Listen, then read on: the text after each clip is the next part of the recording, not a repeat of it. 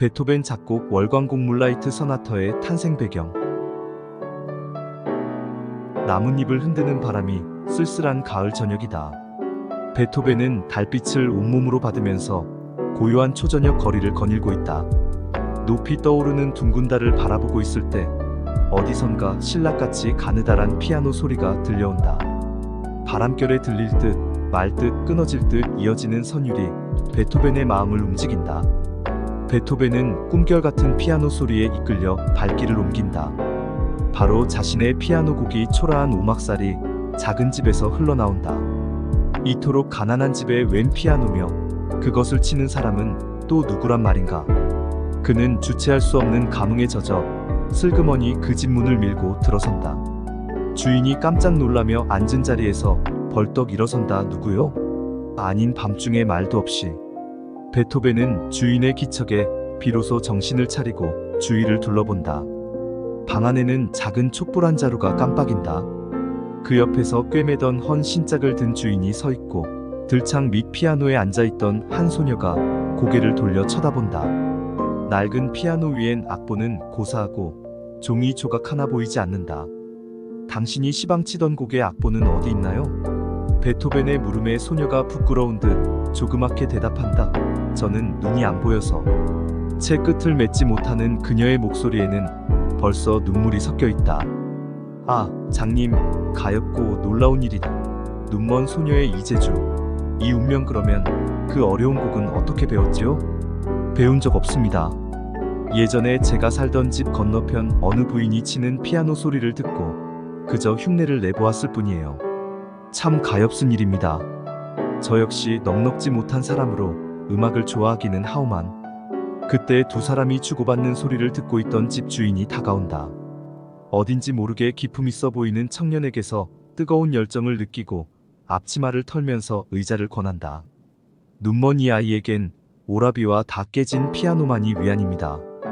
웬만하면 음악회라도 데리고 가 저의 평생 소원인 베토벤 선생의 피아노 소리라도 들려주고 싶습니다만 형편이 워낙 어려워서.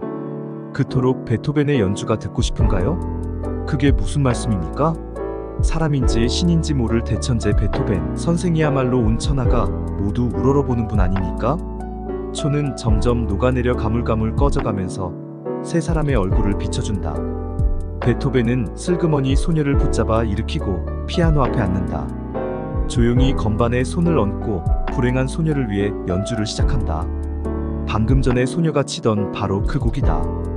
때로 빠르게 이따금씩은 느리게 이어지는 아름다운 곡조는 조그만 방을 채우고 들창 너머 달빛을 타고 흐른다.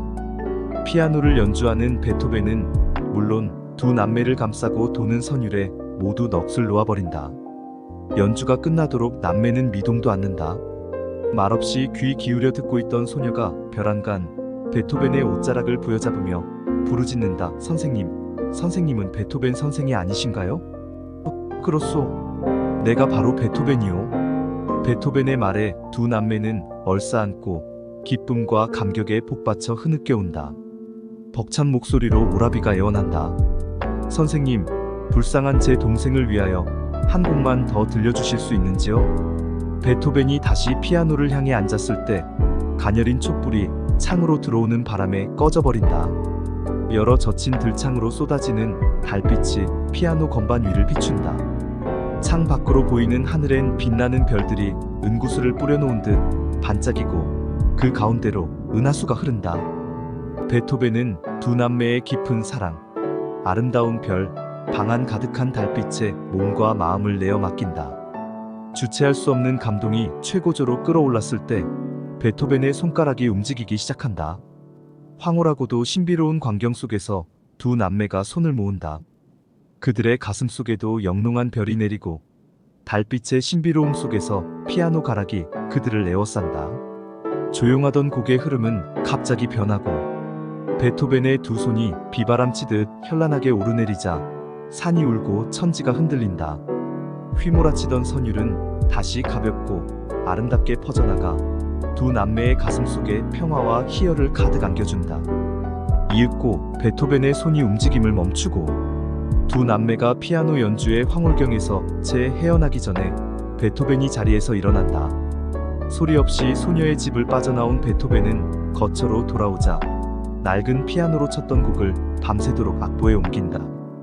달빛 소나타, 악성 베토벤의 유명한 월광곡은 그렇게 만들어져 오늘날까지 많은 이들의 사랑을 빛는다. 받은 글 감사합니다.